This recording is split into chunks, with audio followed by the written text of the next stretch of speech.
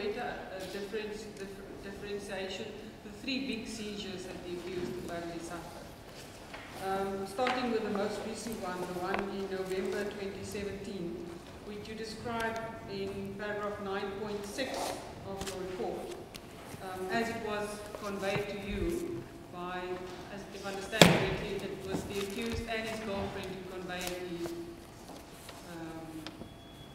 the event and how it happened to you. Yes. And if I can briefly summarize it, it's the accused was sitting on or in bed and he was feeling stressed about the court case when he abruptly became amnestic. Correct. He was shaking for about a minute, and then afterwards he appeared or felt disorientated. Those are the only symptoms with regards to that seizure. Yes, in fact, I think just to be absolutely, in terms of his symptoms, yes, yes. So I specifically then asked him a few questions, as you said. So there was no report of incontinence of urine with that seizure? Correct. And there was no report of any loss of consciousness with that seizure? Correct. Not loss of consciousness. He had amnesia. Amnesia, yes. Yeah. But as from the description of the whole event, it doesn't appear as if either the seizure or the effects thereof afterwards was very long lasting. Well, he had a loss of consciousness. Because I think he was shaking, so we can infer that he had loss of consciousness in that seizure. For about a minute, the shaking? Yes, yeah. So that was the duration. So a minute or a few seconds? No, minute. Minute. Yeah. So the seizure then was about a minute of the actual shaking itself.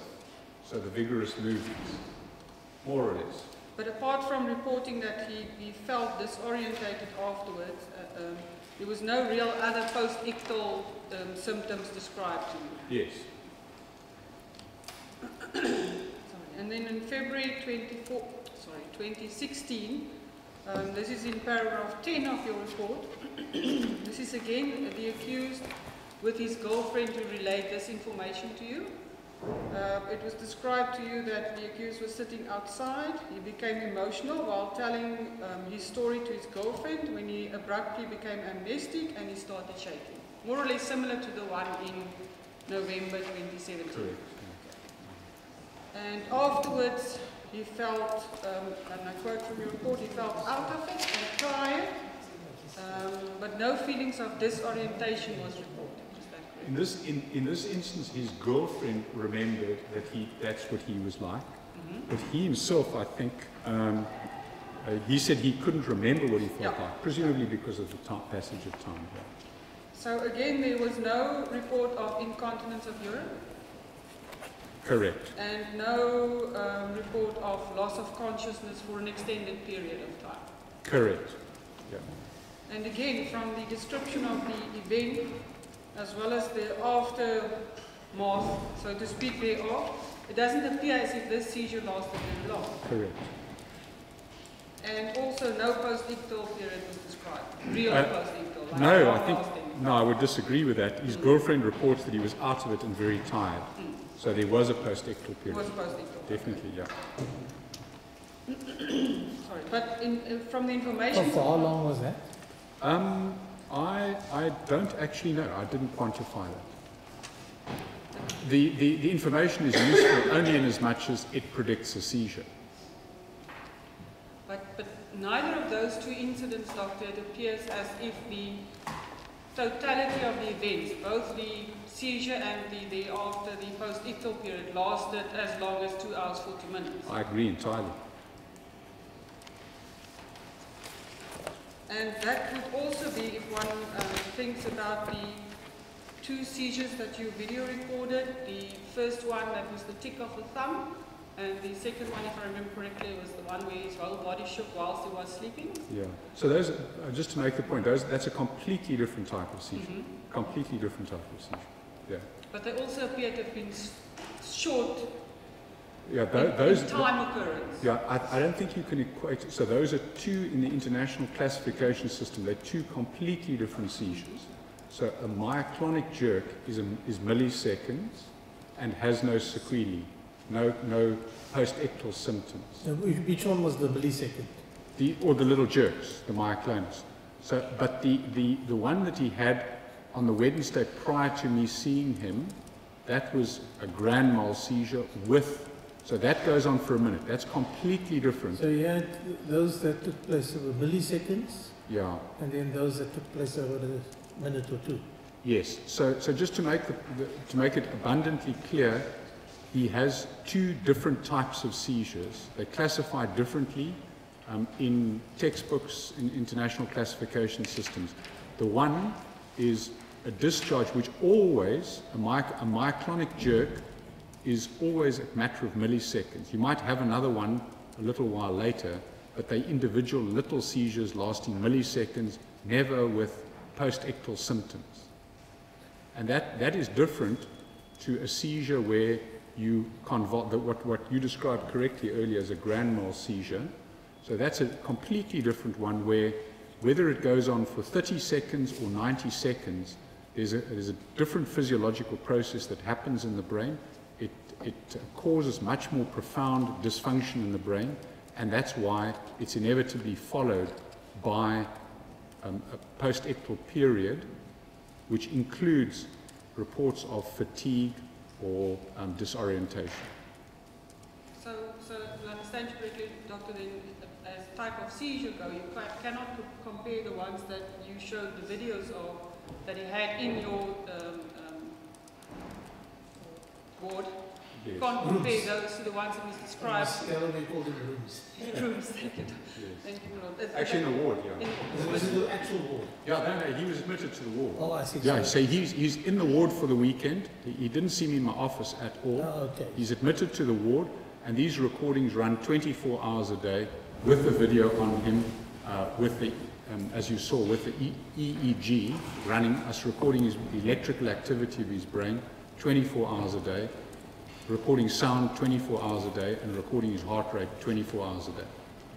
So you can't compare those to the ones that was described to you Yeah. as it happened before he came to consult. They're two different seizure types in the same individual, and the genes sometimes will, on some days you'll have the one, and other times you'll have the other.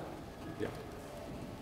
And then, sorry, with regards to what you described, the seizure also on the 27th of January 2015, would you type that as a similar one to the two that you saw before he consulted you, or the ones that we saw on the video? No, it's unquestionably it would have to be a grand mal seizure, and it would have to be a grand mal seizure with, as I said earlier, either a prolonged post-ictal period, as sometimes occurred, or a prolonged seizure with a lesser post-ictal period, because obviously part of that period would then be consumed by the grand mal seizure. Yeah. Now, if I understand correctly, Doctor, please add if there's something I've not noted, is the symptoms that reported to you is the fact that the accused had an abrupt loss of memory, amnestic state, and then followed by a period of 2 hours 40 minutes loss of consciousness and or memory. Both, yes. Both. Yeah. And then the incontinence of urine, Yes, coupled with the neglect thereof. correct. That is, if the accused can be believed that he wasn't aware of the fact that he had urinated. Well, you can come to your own conclusions. I've presented the historical evidence to you, and I've presented the evidence that this issue has arisen at the end of the court case. So you can come to your own conclusions about the significance of that. Yeah, and every person is entitled to his own conclusion about it. And then further, and it is noted several times throughout your report, Doctor, that he reported initial feelings of disorientation. A disorientation before the seizure? No, after. After the seizure. Initial feelings of disorientation. In other words, after I came to, Yes. I initially felt disorientation. He felt disorientated. Yeah. Yeah. Now, given your earlier testimony, Doctor, about the duration of a seizure and when it becomes a groot gemors or a groot gedoente, wouldn't it be surprising if he had then suffered such a long, prolonged seizure, Yeah. and no mention is made of this ever again. If he doesn't tell any doctor, he doesn't inform anybody, listen, I've had this period of time where I don't know what happened. In this particular instance? Yes. Well, I think it's significant in as much as if it was malingering, he'd draw attention to it. And he would draw attention to the urinary incontinence. So I think it's the colleague was a bit fast. Is she referring to the evening of the Yes. incident, 2 hours and 40 minutes? Yes. Yeah. Then That's with how I understood it. then with respect, I have to check, was the suggestions put to the witness that my client didn't tell anybody about it. Of course he told anybody. He told the police that afternoon, we have it in writing. Of course he told You me. told any medical doctor about this No incident? doctor, medical help. Carry on, Mr. Galloway. So then, would one not also expect then, doctor, that given that if he had a prolonged seizure, that there would be some neurological dysfunction afterwards? Well, I think there was. He was disorientated, and he may, as we've discussed, not only was he disoriented, did he subjectively feel disorientated? And again, you can come to your own judgments, but my judgment about what I heard on the audio clips is that he was slow, ineffective, and lacking in efficiency and. What Galloway was trying to get from me is that he never told any doctor. Oh, I about see. it. Yeah, I understand the question. He saw a medical doctor, and Yeah. he didn't tell her about it. Well, I think you can say exactly the same thing about what happened in 2012, Yes. 2016. Yes, but this was a particularly prolonged, unusually prolonged spate of his illness. No, I understand that. I understand that. I mean, he must have been aware that he lost consciousness for a long period of time. I think you would have to ask him exactly what his view on that was. It's not for me to comment. Yes, But- that was this. Yeah, but suffice to say that, as I said before, we not uncommonly encounter people where they have major seizures. It's uncommonly, what does that mean? Well, it happens in practice where Yes. you see I patients. use the word frequently, so we No, bound no. by your um, expertise on the matter. Now, I'm talking about major seizures now. So I think we must distinguish. Minor seizures are very commonly missed and undiagnosed. But how common is a lapse of 2 hours, 40 minutes? Well, I'm not sure exactly what the consultation between Mr. van Breda and the doctor involved. No, forget the doctor Yeah. now. How common is a loss of consciousness for 2 hours, 40 minutes? Well, I think to give you I told you about the anecdote last week of a patient in my ward who had a prolonged seizure and a Yes, prolonged... but on the available evidence, is such a occurrence frequent? It happens. I can't tell you the exact percentage, I'm I sorry. didn't ask you it's frequent, doctor. I asked you whether it happens. Oh, yes, undoubtedly. How frequent does it happen? With respect, I have to displace my object on it. Your You Lordship's cannot question object to a question placed by a court. You can I place- can, if my Lordship Unless it's questioning wrong. at this stage with respect is going from clarifying to clear cross-examination of my witness with Mr. respect. Butler, will you please just sit down again? I intend to clarify the point, whether you like it or not. My Lord, now my objection is on record. Objection is noted.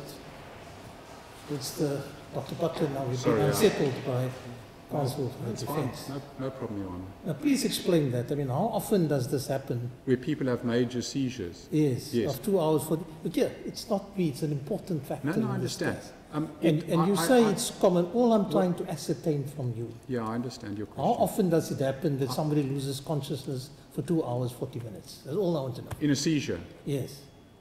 Well, I wish And it's the only time in its life. the only seizure in his life. Yes, in his life. I mean, we don't have any other seizures that long. No, but I think he's had 2 other seizures, with all due respect.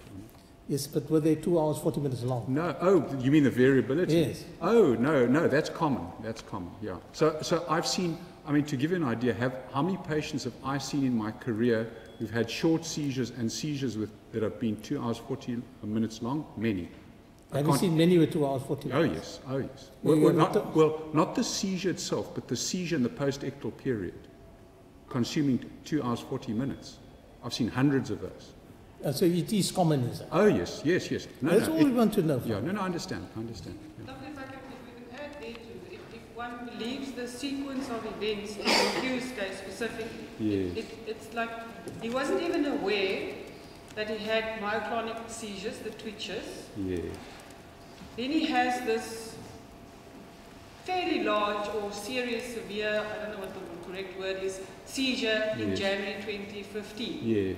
Which, Or- which he doesn't tell anybody about. Yes, I understand. Then subsequently, he keeps on having the twitches.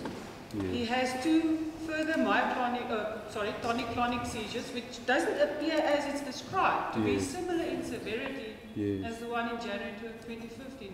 And it doesn't appear as if he had any such big, severe seizures as the initial one. Yeah. At the time when he wasn't even aware that he's suffering from epilepsy. Sure. Understand the problem is that common for that sequence of events Yes. to occur? Yes, undoubtedly. Undoubtedly.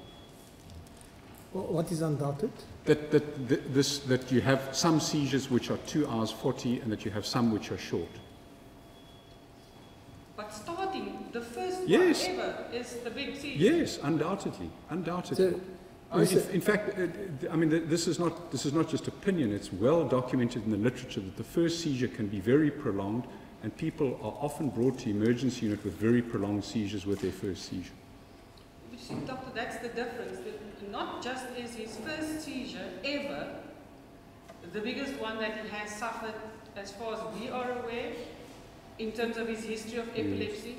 He's not brought to a hospital, and he doesn't even tell anybody about the loss of consciousness, medically speaking now. Yes, I Just understand. speaking about Yes, doctor. yes, I Speaks, I've just, now my little colleague said, previously your lordship quite correctly pointed out that the question was, he's not telling a doctor. That is sorry, I now, missed you there. previously when I objected, your lordship quite correctly pointed out to me, but the question was, he didn't tell a doctor. This time around, my client, my learned colleague is now evolved, is putting a statement, he doesn't tell anybody ever. This statement is factually incorrect. I did say a doctor. Yes, doctors in it. Yeah. Scone, please. I said medically speaking, my lord. So it's with regards to the Okay, but I understand that. medical It's history. medical. that- You understood that, doctor? Yes, look, I understand the issue, yes. Yes, so I think the answer is yes. People have seizures, and sometimes they have long seizures, and they don't end up at doctors. That does happen. You see, And you see, maybe I should just elaborate, sorry, Your Honour, if I may, Yes, just sir. elaborate why this happens. Because the person's brain afterwards is not working well. So in this state, you don't recognize that something's fundamentally wrong with you. The thing with which you think is not thinking. So if you can't think, then you don't know something's wrong with you. I'm sorry to put it in that way, but it's sort of plain, and then you don't realize that something serious has happened to you. You understand? So, it relates to the whole issue in psychiatry of people who are psychotic, etc. They don't realize something's wrong with them, and they refuse to go to a doctor. So if you have a long seizure, and after the seizure, your brain doesn't work well, and subsequently you just feel a bit disorientated, but your higher cognitive functions aren't working well, but you have no awareness thereof, you don't seek out medical attention, and that's why that's why there are these delays in diagnosis in medicine, in epilepsy. And it may just so happen that the long seizure, the seizure with a prolonged amnesia is the first event, which is not uncommon, or it might be the second one, or it might be the third one, as would happen just by chance. So there's no way of predicting when it's going to be a long one and when it's going to have a long post-ictal period. It's just, that's the way it is. That is more sure, as they say. you see, Dr. Butler, the problem is You mean simply het gebeur. Dit gebeur. the problem is that the medical history is provided to you by the accused. With your evidence and subsequent to the adjournment before the seizure on the 10th of, that would be the 8th of November this year, with no medical history of any sort of illness by the accused. There's nothing like that on record. He didn't even tell, he was asked in cross-examination specifically, before the events of the 27th of January 2015, did you have similar episodes? No. Subsequent thereto, did you have similar Mr. Galloway, wait for the witness to give an answer. Sorry. Please, Doctor, you have to answer the question. Yes, I think you're absolutely correct, and it strikes me as that's what so often happens to people with epilepsy, and it stands in stark contrast to me to the malingerer who complains bitterly of their symptoms. But then also he was asked subsequent to the event in January 2015, did you have similar episodes? No mention was made of the episode in February 2016. Sorry, he was asked, just repeat the question. He was asked when he testified Yes, in court, yes. did you have any similar type of episode as in January 2015? Was this by a neurologist or? It was in court. Yeah. Excuse me, The client wants to speak. just to my back.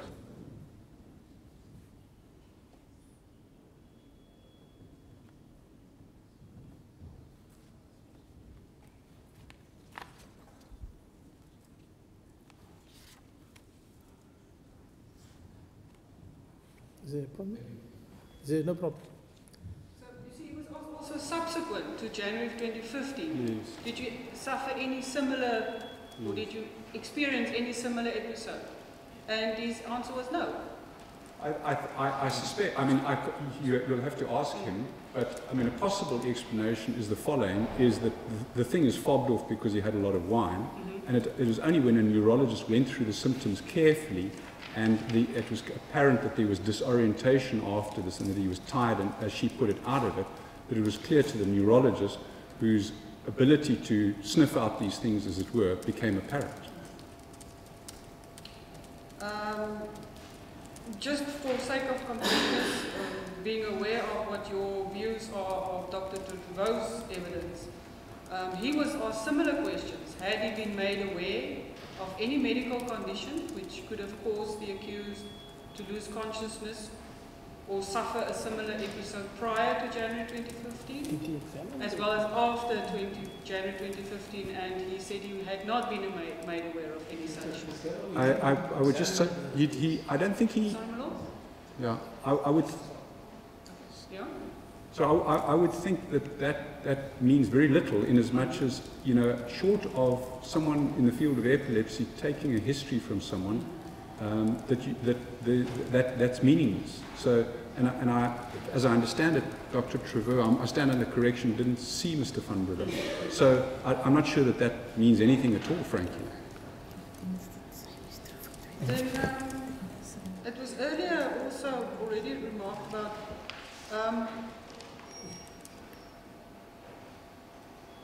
the accused, when he testified, described, I'm sorry, I'm still a bit suffering from the flu. The accused testified that his family regularly, they spent the Christmas holidays together as a family. There's evidence that they would regularly play board games together. It appears they had dinner at the dinner table. It appears as if there were frank discussions in the family. So and the evidence is that they were a close family. Yes. Would it then not be strange for his family not to notice anything and report on it? You mean in terms of my claims? Yes. No, I think it's commonplace. And in fact, I mean, the mere fact that his girlfriend, you know, her father's a doctor, he has this myoclonus, it's never mentioned to the father. So again, it's evident to her, right? And she just thinks it's the way he is. And that's... Isn't it more likely that he never had an episode before 2015? Yes, no, I agree entirely with you. But I think she's saying that the fact that there was no comment about it, does that exclude it? You understand? Which I agree with your statement entirely. So it's possible, if not likely, that there were no myoclonic jerks prior to 2015. But equally, if people are not attuned to what it is, then, you know... This was a fairly sophisticated family. No, sure. They would have noticed your own child. No, I think I can safely say, Your Honour, that I see many patients with myoclonus where they have it for years and nobody... The families don't notice anything. Well, in retrospect, they don't... Okay. Yeah.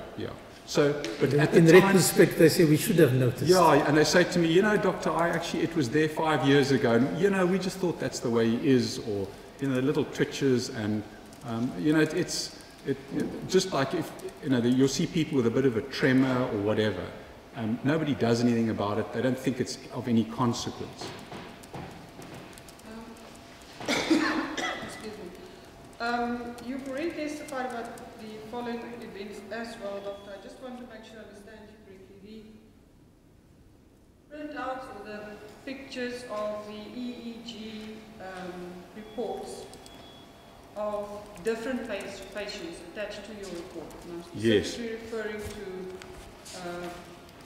paragraphs 43, pages 43 to 46. Were those EEG patterns of a grand mal seizure or a myoclonic seizure? No. What you have in him is what I showed you was a myoclonic seizure from him. The reason I showed these ones is to illustrate what happens in a grand mal in contrast to what happens in a myoclonic seizure. So you can see that the actual seizure is much more prolonged, and then in striking contrast to a grand mal, a myoclonic seizure, after a grand mal, the brain is really severely dysfunctional, the corpus deurmekaar. And the aftermath, so to speak, of a myoclonic seizure recorded suffered by the accused would be on page 38. Yes. Correct? So the dysfunction there is a matter of 350 milliseconds. The total duration of the dysfunction on the EEG. So how long did the actual incident last, the one that's recorded here? That duration, that discharge is about 350 milliseconds, 330 to 350. There were a couple, and so the range 330 to about 350 milliseconds is the range. They never quite exactly. What does that mean? What does that 330 mean? 330 milliseconds. Milliseconds, yeah. And that's why the characteristic discharge is of the order of 3 hertz. Three of those per second. So if you looked at those brain waves, 330 milliseconds, arithmetic is not so good, is less than a second. Correct. Yes, a third of a second. A third of a second. Yeah. And the actual spike. It's a very quick occurrence. Yes. And in fact, if you look at that discharge, the spike, which is when you typically get the movement, that is you'll see there's this, you remember the spike and then the slow wave after. So the spike is actually, of that 330 milliseconds, it's a small fraction of the totality of that 330 or 50 milliseconds. So that's why the movement is so brief, you see. So this sort of incident, had it not been for the machine, would not have been noticed. Correct. So obviously you saw the twitching of the thumb. Yes. So as I explained to you yesterday, I found the discharge, and then only by looking at the video did I find the movement at that very second.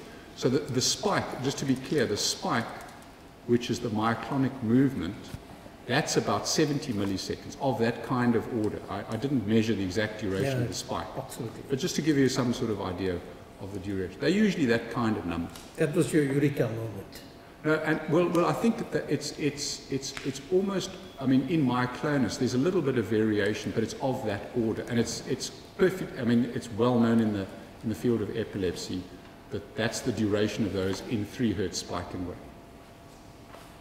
These machines are very accurate. Yes, yeah. Now, Doctor, if we speak, or we refer just to the post-ictal state. I mean, we've now covered that several times, but in principle, it means that after a tonic-clonic seizure, only after a tonic-clonic seizure, your brain doesn't function as it normally would. I should just qualify that you're correct. After of the 3 generalized ones, your brain doesn't function well. After the focal ones, it also doesn't function well. And given what was reported to you by the accused after he had suffered a tonic-clonic seizure, according to the history, on the 27th of January 2015, you use that as part to infer that he did suffer that seizure. Yes. Because there's no witness to the events. There's no witness to the events, yeah. Now, it was reported to you by the accused, and I'm referring to paragraphs 25 and 26 of your report, which is Exhibit Triple G report. Page 8. Sorry, page? Page 8. Starting at the end of the second line of paragraph 25, he said that... sorry, which paragraph? 20? 25. He said that I was disorientated, I was in shock. Right. And then he added that he has no recall of some of the questions that were put to him, that he was told that he evidently did not answer some questions, and he says that I was not in a clear mind space. That is part of the history that you use to infer that he did have a seizure.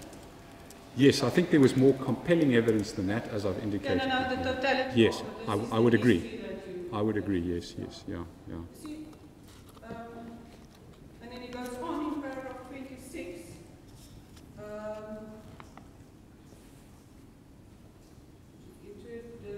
The last part thereof, he has no memory of getting into the ambulance, and he has a very vague memory of being in the ambulance. He remembers that a patch was put on the stab wound on his left abdomen. Again, it appears a patchy type of history. Correct. Patchy memory, I would agree. You see, firstly, I would like to ask you, and I seem to remember the court already asked you this also when you ever testified in chief. When he says he has no recall of some questions that were put to him, questions by whom? Well, I think that he can speak for himself, but he was told that he hadn't answered some questions, or that evidence was led in this court case that he hadn't answered some questions. I can't speak for that. So who told him then, according to what he relayed to you, who told him that he didn't answer questions? I didn't ask him specifically, so I haven't been through the court records. So whether it was told, I think it was probably part of the court records being the stuff here, but I can't speak for that, I'm afraid. You see, Doctor, because this, as far as the state's case goes, the witnesses who testified, firstly, it was the first responder, the first officer on the scene. I didn't get the impression from his evidence that the accused didn't answer his questions. In actual fact, he was able to direct the officer immediately to the first floor and say the problem is there. You need to go to the first floor. And when he was in the ambulance eventually, he was able, as was already put to you, he was able to relay to a captain the events that happened prior to his abrupt loss of memory. I understand what you're saying. He was also, in the end, able to tell the court or dispute the fact that there is a witness who said there's a tool mark in the wall just inside of the front door. He was able to, via his defense counsel, say that that mark was definitely not in the house prior to the emergency services arriving. He was absolutely certain that the emergency services did not clean his wound. He remembers that his photographs were taken of him in the ambulance.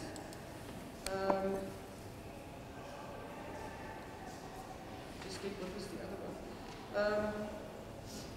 So there's quite a lot of detail that he remembers, not just from before he lost his memory, but afterwards as well. No, I understand exactly what you're saying. And, so I think it appears that wasn't relayed to you. Yes, no, I understand. So I think just to deal with the two separate issues, firstly to make the point again that there's no retrograde amnesia with a seizure, and afterwards your memory function being fragmentary is going to be imperfect and less than before, but you still might be capable of laying down a number of memories. So if there are some inconsistencies in what he's told the court and what he's told me, that's a matter for the court to decide. That's not for me to decide. You understand? But I'm just putting to you the impression that is relayed to you yes. in history is that he's very vague, very unclear, but in court, I understand. it's a different, Yeah. it's a different Look, story. That's factually, it's an unfair statement to put it there. What was said to the doctor is clearly contained in paragraph 25. And might I just remind my learned colleague that the accused in terms testified when I asked him whether he could recall what was asked of him there outside by the police officer. He says, I can't recall. He testified like that as well. To put it as a general statement that the information to the witness by the accused was generally that he was very vague and can't remember everything, is with respect factually not correct, and it's an unfair statement. It's a misstatement of the evidence before the law. And I object to it. Ms. Breda, what's your response to that? My Lord, it was clearly put to the witness that as the accused relayed the events, because from the state witness's side there was no evidence that the accused didn't answer questions or that he wasn't able to respond to the question. That's what she's saying. She's not saying what the accused says. She's not putting that to the witness. She's only putting what the state witness. If my learned colleague has put the statement as he's just formulated now, I would not have been on my feet. My learned colleague said to this witness, it was the information you received was that it was very vague, and that is contrary to what was in. That's my objection. That objection is well taken. Ms. Galloway, put it, it just take into account what Mr. Butler has said. But I must just also add to that it was a question of starting from there on, and then the argument developed, and the information that appears to be relayed to the witness during the taking down of the history of the accused appears far more vague and patchy than the detail that was put via his defense counsel to the state witnesses. I'm just trying to point that out to the witness. Carry on, but Mr. Butler can take the point again if she veers off. Mr. Butler, you can take the point again if she veers off in the cross. I will do so. Thank you. Carry on then, Ms. Galloway. Thank you, Lord. Dr. Butler, just then to in that regard, make the correct submission to you, is that neither the first responders nor Captain Stein, who was the officer in the ambulance to whom the accused relayed his version, ever testified or said that the accused didn't answer their questions or that he was uncooperative. They did all say that he was, Sergeant Kleinand said he was emotional and traumatized. Captain Stein said he was unemotional. Other than that, there was no evidence that he didn't cooperate or that he didn't answer questions. So that's different from what was put to you. Sure, yeah. Okay. Yeah. I think the only thing to say is that, in judging the issues of when I see patients and judge the pre and the post-ictal state, perhaps just to make the point clear is that for me the most reliable bits are what he was like immediately prior to the onset of this amnesia, where there was lucidity, and the earliest symptoms afterwards, which are ones of disorientation. So I was struck by the discrepancy between how he perceived his lucidity immediately beforehand and immediately afterwards. And it was the rest of it, I agree with you, is in terms of evidence and the magnitude of evidence is of lower magnitude evidence, but that discrepancy between his lucidity just prior to losing awareness and how he felt afterwards is perhaps the most reliable in terms of assisting in the formulation of what's gone on there with the other things like the incontinence and the neglect, etc. Is it possible that he had this epileptic fit before this incident, the same day? A major seizure. Yeah. You mean earlier in the evening, or? Yeah. Well, I think when he was with his... Or during the commission of, not commission, the commission of the incident. Your Honour, I think it's unlikely that he had a major tonic-clonic seizure in the events prior to him losing his memory, because he told me that his memory was relatively good until that moment when he went up the stairs. If he had anything, he might have had some spike and waves on his EEG with brief little absences of which he was unaware. That is possible. But as I said to you, there's no way of independently verifying that. But did he have a major seizure prior to that? I very much doubt it. Thank you.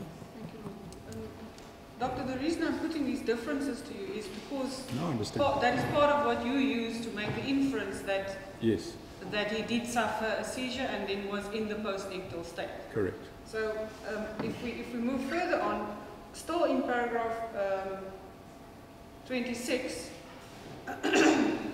it was relayed to you that the accused says he also remembers that he was moved from the ambulance to the police car. He recalls being asked questions at the police car and that he was taken to the police station. That's about the sum total of what he relayed to you. Yes, I think that's correct. Yeah. Again, you know, as I said earlier, I didn't spend a huge amount of time I spent very little time on fine-tooth combing in, and then in terms of deducing cognitive dysfunction, it becomes quite tricky the further you get away from the seizure, in terms of, because then you're at that point, if there's dysfunction, it'll be in cognitive processes of which you're not aware.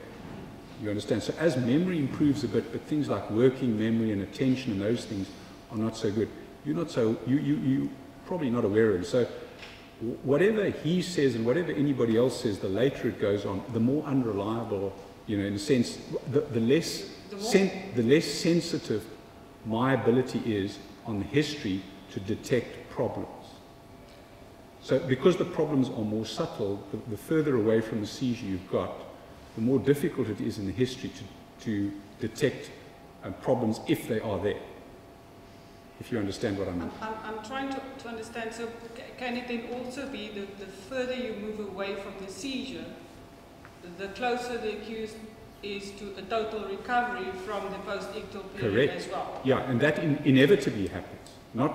That's an inevitable consequence unless you have another seizure. But the recovery process is an inevitable one in which you gradually improve. Yeah, and in the latter stages, you have problems which you're not aware of. You know, in judgment, in insight, in those sorts of things. Indeed, but my question to you is regarding to what was conveyed to you by the accused. And I'm talking about the same source of information. Oh, I see, understand. The same source of information. Your source, the same source that testified in court, yes, seemed to relate to you a version of events that appears to be fragmented and be of very definite memory lapses, or, you know. That's his perception of it. Yeah. But in court, information was relayed that appears to make it much less of a memory loss. Sure, I understand. You understand? Yeah. So look, you know, if you ask me on a scale, let's just be, you know, very crude about it. If you ask me on a scale, let's say an hour afterwards, or let's say half an hour after the ambulanceman arrived there, on a scale from 0 to 10, how good is his memory? I'm saying it's not perfect, but I can't quantify it. And how many mistakes he made and how much he lays down or not, it's very difficult to say in retrospect. You understand? I mean, I think there's a reasonable probability from what he said that there were memory problems, but I can't be absolutely certain. You see, the whole reason I'm asking you this is none of us can be certain about what is his memory loss and what not. We go on the information he supplies and how that fits with the events that we do know about. Sure. So like the urinary incontinence and the neglect and those things. If the source of the information gives different versions of how much he remembers when, it's difficult to trust the source of the information. That's why I'm taking you to task with regard to what was told to you. Yeah, I think you're quite correct. And I think there's a lot of work on the issue of the science of the reliability of the human memory system. So, and to expect anybody, I mean, to give you an anecdotal example of this is that when I worked in Canada, just to show you how, and this just bears out the science, that's why I'm giving you the anecdote, but the science shows that when you take one person who has an event and you ask them to repeat that event multiple times, their ability to do so reliably is poor. And I mean, having read the science many times, I was brutally exposed to this myself. When I worked in Canada, I worked as a fellow. So on a Friday we had a meeting. I had to present a patient, and I had to go through the history there. And then, so everybody, there's an audience of people who sit there, and I spent, because of, you want to do well when you're sitting in front of an audience. So I take the history, the patient comes in on a Monday, I take the history on a Tuesday, Wednesday, I go through this history meticulously with them 4 times. And I don't want to be shown up to be bad on a Friday. Right? So then I present the history on the Friday, but the patient's there in the meeting. Right? And then in doing this, the patient says, no, that's not how it happened. Right? So these are real-world accounts from real-world patients who are giving you a story, and despite my best attempts to get validity of the memory and that the person must recount the same story on that Friday, and despite my best attempts to do so, it doesn't happen. Which initially embarrassed me, and then I kind of consoled myself.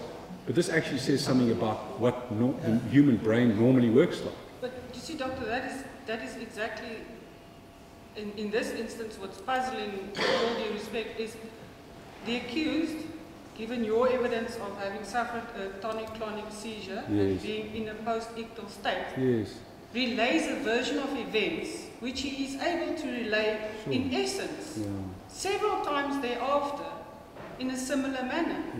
It is only once he comes to court that there are certain issues that he disagrees with, which is a whole different story. But the essence of the story remains the same. He has no difficulty in relaying the same story from being in a post-ictal state shortly after what would have been the seizure. I think one should distinguish between, a relative reliability of those facts that are laid down and the fragmentary nature of some of it. And in anybody's history, if you asked me today what happened a couple of days ago and I have to relay things a couple of days, science has shown that there's variability, and it's a question of how much variability and of course how much latitude there is. With all due respect, Doctor, it's also seeing the fragmentation that you mentioned. He mentioned with regards to, as he described it, the interrogation by the police is a bit fragmented. In court, there was a different story regarding the interrogation by the police. The accused was able to give detailed information of what happened there, where he was, who spoke to him, who ate food, what he wore, a lot of detail. And I hear what you say. All I can say to you is, in coming to my conclusions, the data that I used in terms of the certainty of the probabilities that I've put to this court, they relate to that is discounted. What you say is absolutely correct. It's completely discounted in my probabilities. So the probabilities are based on much stronger evidence, which I've enumerated a few times. So I agree entirely with you, and I think it's a fair thing to discount the strength of that evidence as being, compared to the other bits of evidence that we've heard here, that is low-grade evidence, and that the things like the urinary incontinence and the neglect, those are hugely increase the probability, whereas what we hear in terms of these issues is minor. I think the issue of, as I said, just to be very clear again, for me, I was struck by the lucidity of what was there beforehand, just before he lost awareness, and the disorientation that immediately followed that. And that's perhaps the best that we can do under the circumstances. Because in talking to many, having taken many histories from many patients, though that is the most helpful actually at the end of the day. And added there too, if one comes to the actual statement that was taken down, as you alluded to earlier, it can also possibly be that by that time the accused had been totally recovered from his post-ictal state. Correct. And he was able to give the court a detailed version. Correct. Without having seen Mr. van Breda on the day, I can't tell you the time at which he'd sufficiently recovered to be back to his baseline function, because that's really the question you're asking. Now,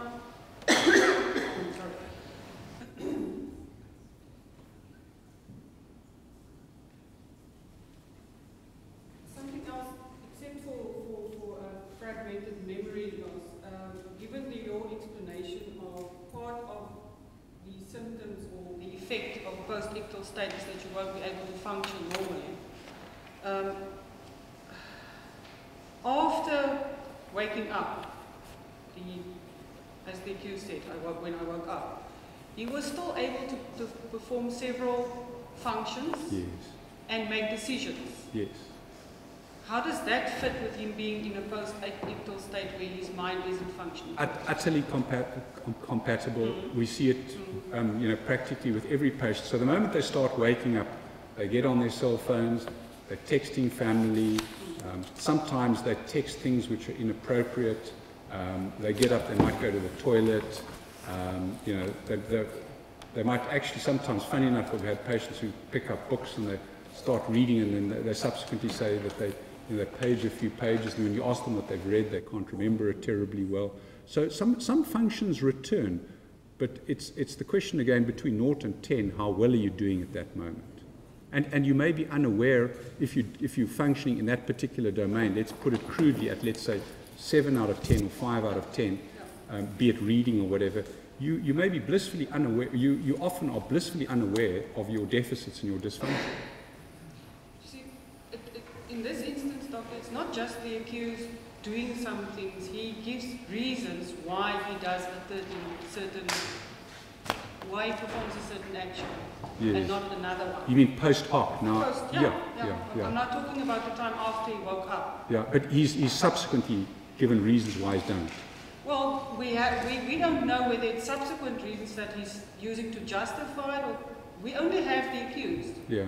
And this is what he explains why he did certain things and why not. Yeah. For instance, in their house there were a whole list of emergency numbers on their fridge.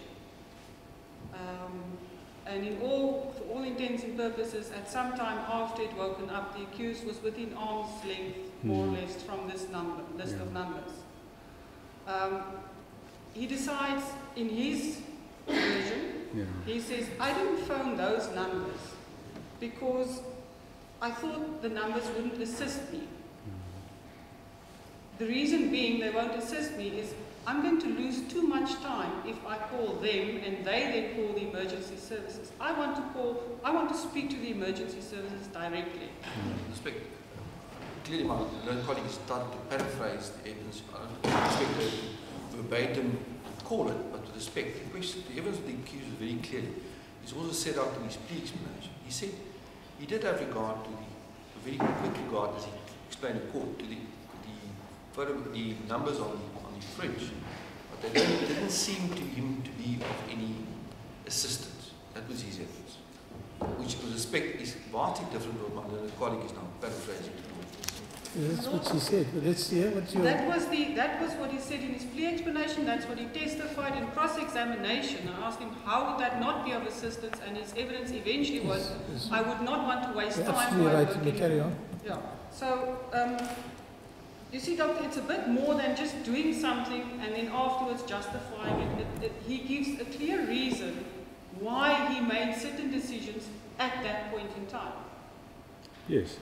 So if those reasons are poor, I mean, if the judgment at the time is poor, and our subsequent view of what he did was, you know, in terms of his judgment, was poor judgment, well, the obvious explanation is he might be post-ictal. And if we come back to the emergency call, which is an objective evidence, we can all decide. Yes, indeed, as you testified. You say the manner in which... million other people on the radio. The manner in which he speaks is also indicative to you of him having been in a post-ictal state. But I think it's consistent with it. Yes. Consistent. Yes. And certainly, I mean, the other obvious remark is that it's different to the person that I think we all have encountered in this court. You see, again, there's a bit of a thought process. Now, I'm trying to listen from you if this thought process is consistent with a post-ictal state. Oh, I understand what you're saying. Yes, I think utterly. As I said earlier, I was struck by the gravity of the circumstances, the catastrophe that had happened in his house, and the slowness with which he accomplished things. It's clear that the operator on the other side is not being particularly efficient for all sorts of reasons, presumably, but that if your frontal lobes are working well, you quickly devise a new strategy, right? and you devise a strategy which is going to be more effective, more efficient, and produce a better outcome. So and this is what we see in people with encephalopathies, and particularly post-ictal ones, is that they're not effective, they're ineffective, and they're lacking in urgency. Can I put it to you this way, Doctor? Had it not been for your diagnosis of him having suffered a tonic-clonic seizure prior to this emergency call, to understand you correctly, that you would have also found the way in which he spoke or communicated with the operator, his demeanor, you would have also found that inappropriate. Yes, I would agree. I would agree. So I think we agreed. I suspect that, you know, again, I suspect carefully that I suspect that the general public, in listening to this, as Your Honour has mentioned, and that probably all people in court, or most of us, would find we're struck by the inappropriateness of the behaviour. So as scientists, we then have to ask why. Yeah, and then you say one of the things that you know him to be in the post-ictal state is his inability to strategize. Yes, that's very typical of a post-ictal state. If I just want to make sure I understand you correctly, with strategize, and you mean make a different plan. Nog 'n plan. Yeah, beweeg aan. Yeah. So I mean, and in neuroscience we call it shifting set. Yeah. So you shifting set. Shifting set. Yeah. So you've got a plan, and the plan's not going according. It's not going according to plan. So a very efficient frontal lobe, set of frontal lobes, will say, you know, I formulated a plan, a strategy, and the whole thing, and in monitoring the strategy, and you quickly realize that things are not going according to plan here. So you've got to shift, and you've got to formulate a new plan. Right? So that it's the lack of efficiency here of dealing with an obvious problem, which is that your needs, i.e. the person on the other end of the at the emergency centre, is not responding appropriately, whether for whatever reasons, but there's a catastrophe going on here, and so, you know, if the brain's not working well, it's going to make a new if it's working well, it'll make a new plan very quickly. You see, Doctor, that there are instances where the accused does strategize. He does change his plan or his methods. Yeah, I think just to interject there, I think one mustn't see it as it's all or nothing. You're going to get, like the memory, there's some things you're going to do and some that you're not going to get right. But the totality of listening to that call is that I'm struck by, you know, the thing goes on forever and ever, right? And it's slow, and it's ineffective, and it's inefficient, and it's lacking in urgency. And that as Your Honour, when he posed the question to me yesterday, that is consistent. It's not proof of but it's strongly consistent with a post-ictal state. And to recap what you testified earlier, Well, is it consistent with anything else that you can think of? Well, I mean, you could see that in any delirium, right? And it's possible that he's malingering, yeah. Possible? It's possible that he's malingering.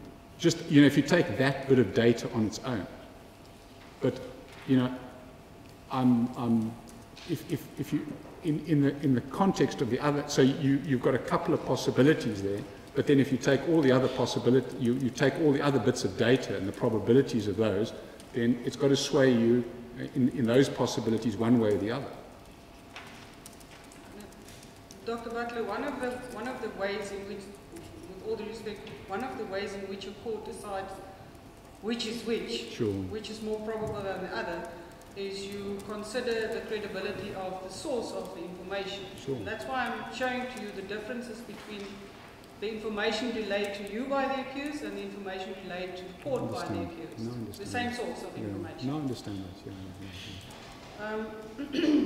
Because specifically with regards to your views of him speaking slowly or during the emergency call, the accused gave a very detailed reason, and the defence has already alluded to that in evidence in chief, as to why he spoke in that manner. He says,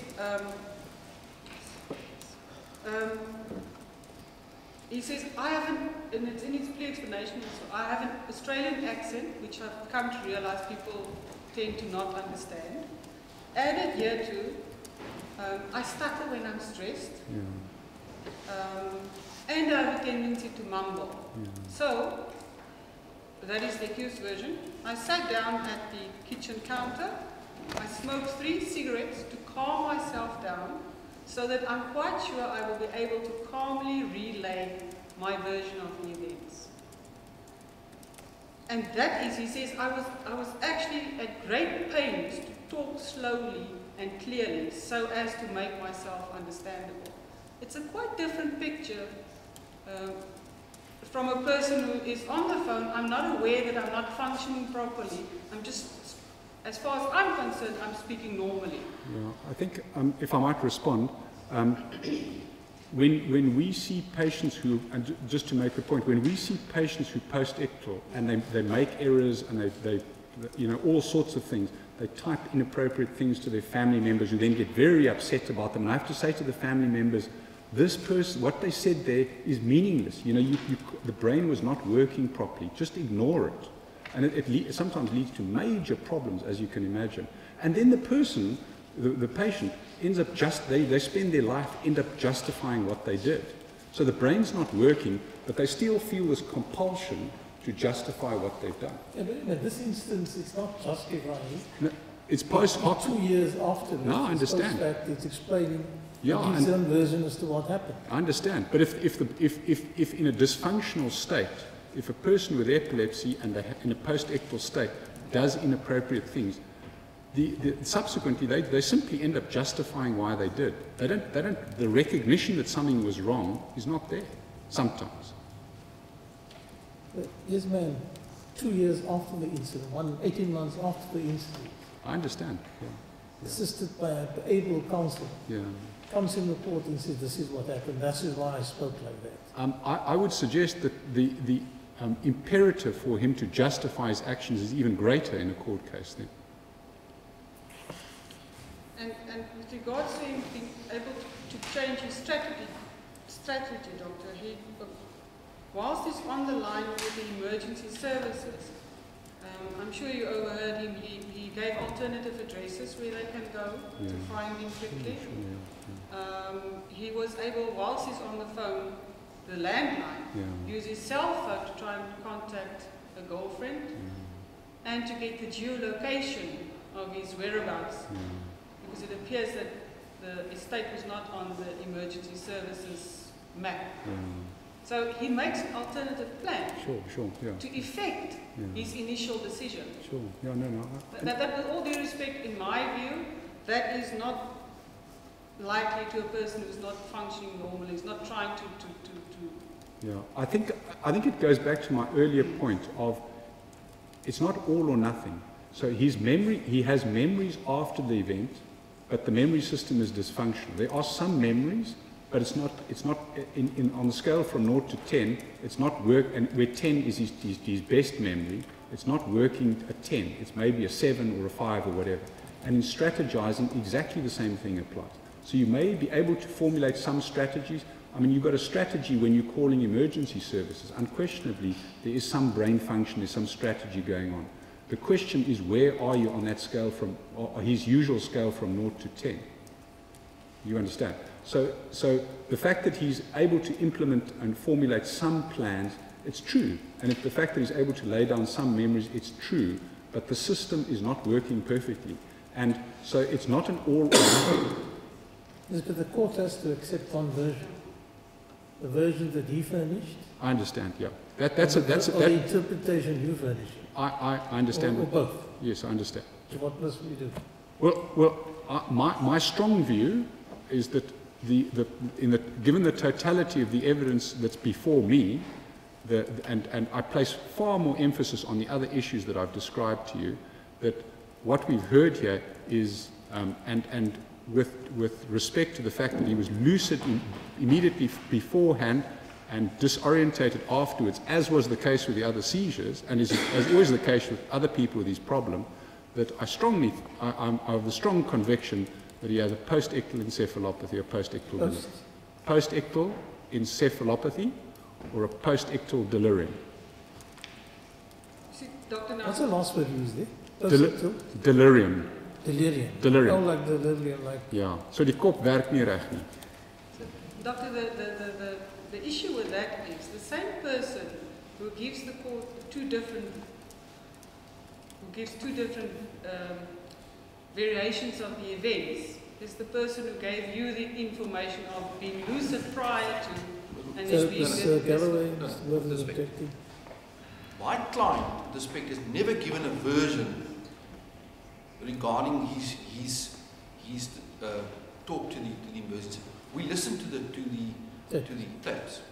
What he did say is, in his pre-explanation and when he testified, he attempted to explain why he spoke slowly. You have an explanation. I have no problems with that.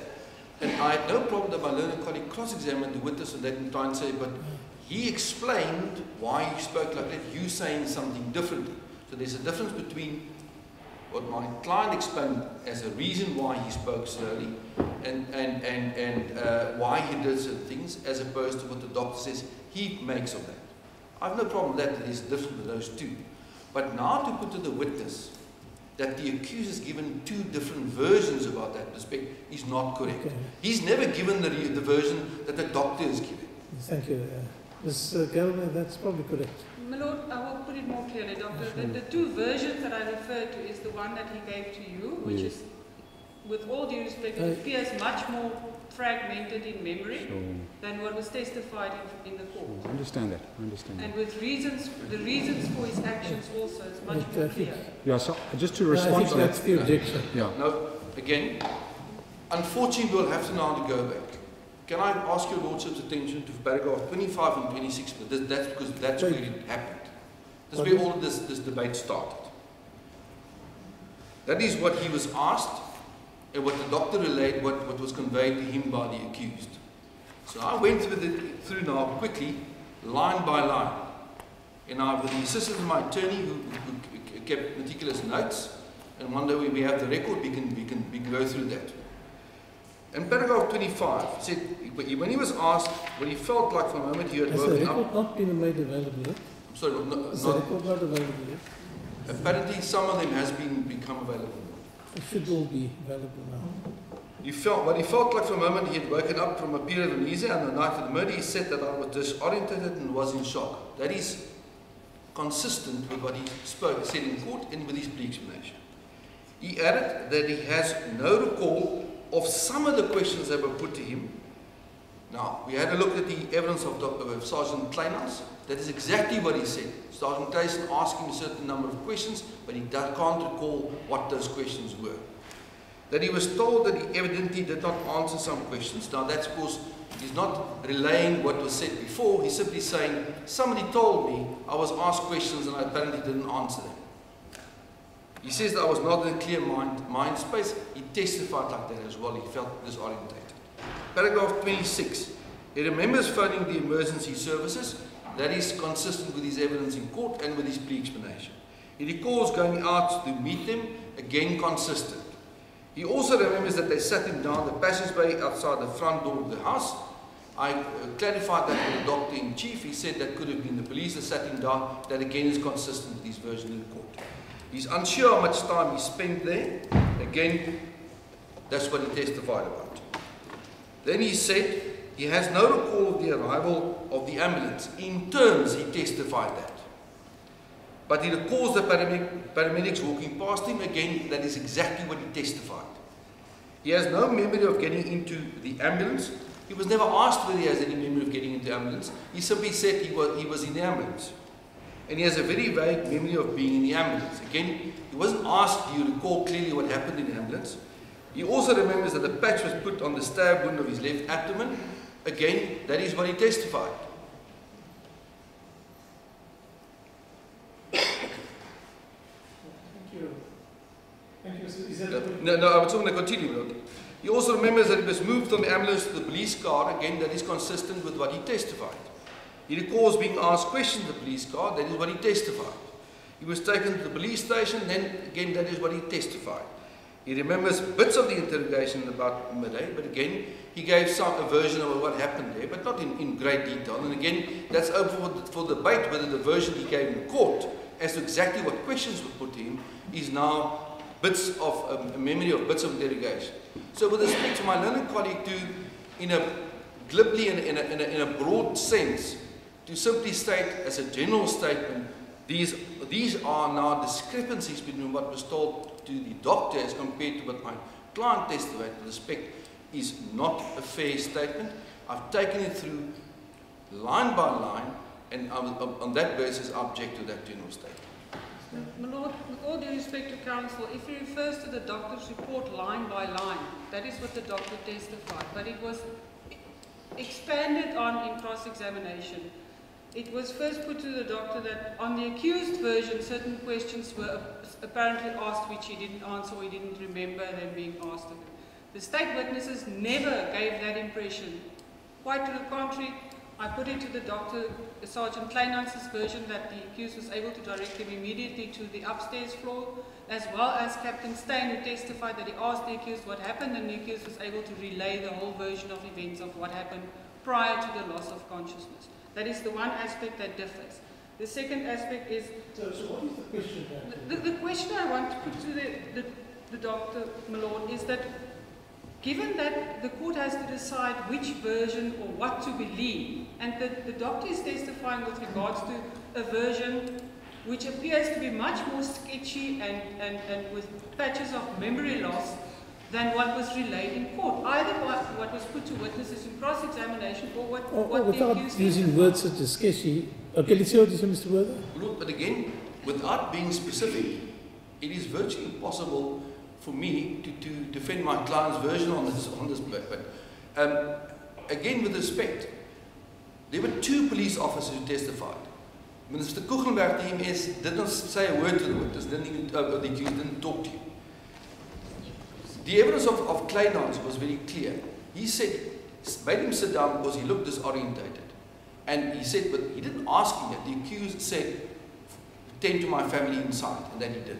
There was no evidence further that he asked any further questions of my client. And I invite... No, that's not in dispute. That's not, you're not disputing that. No, no, that is exactly... That's there is no evidence from any police officer, as far as I can remember, testified and said, I asked so what do you want to put to this witness? I want to put to the witness, my Lord, the fact that given as his evidence expanded in cross-examination, from what was put in his report, it appears, and that the witness agreed, that it appears that the accused's memory is much less clear. He actually answered and said that I didn't go into detail.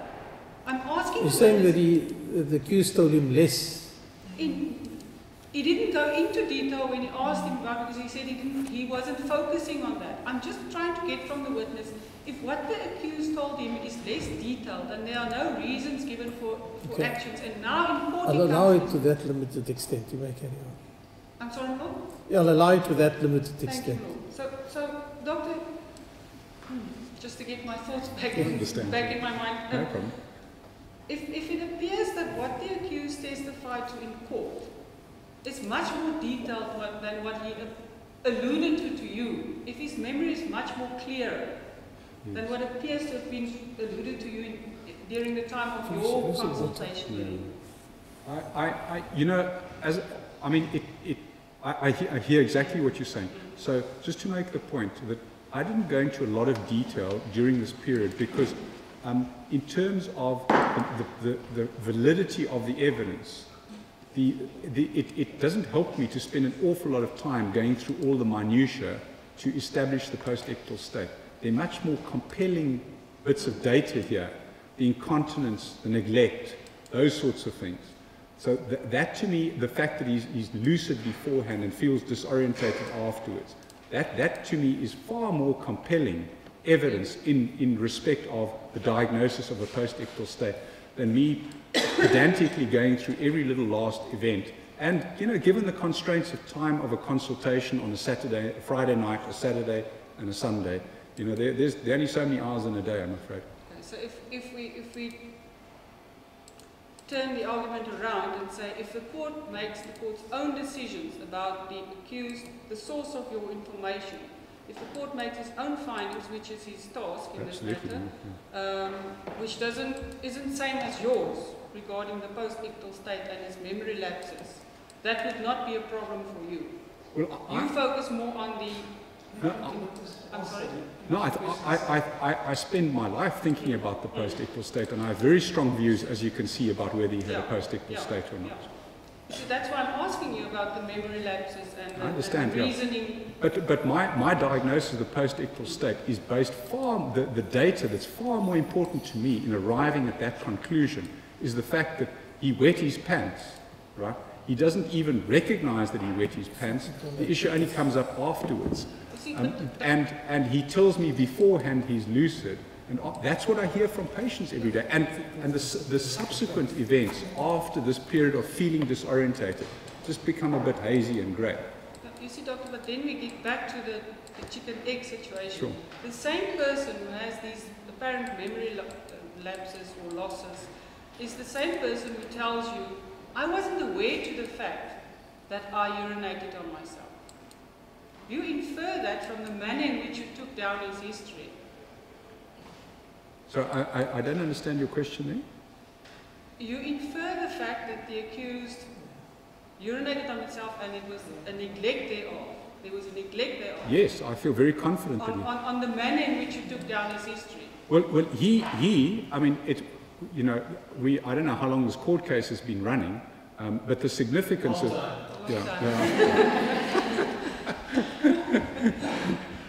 but the significance of this, in terms of, just to go back to the point, is and this is borne out by many scientific publications, by what is taught to every medical student, and every doctor knows this. If you have a loss of consciousness and you have incontinence, you have a seizure until proven otherwise. Indeed. So that is a very powerful bit of predictive evidence in terms of the fact that post-ictally, he was post-ictal. And then, Doctor, to get the until proven otherwise, as you've just said, you go further into these, you ask him about this, you ask him about that. Sure. So now, the same source that gave you certain information gave the court other information with regards to certain aspects. Well, I think the fact that, neglect is, just to take a step back, is if he was malingering all of that, this issue would have arisen in this court, as far as I'm concerned, a long, long time ago. He would have drawn attention to his incontinence of urine. He'd have said to the court, look, I've had a seizure. He'd have told the doctor, I wet my pants. This is obviously a seizure. Just another thing with regards to one of the symptoms of a post-ictal period. You testified that the person can appear clumsy or like a drunken person. Yes, in some instances, undoubtedly.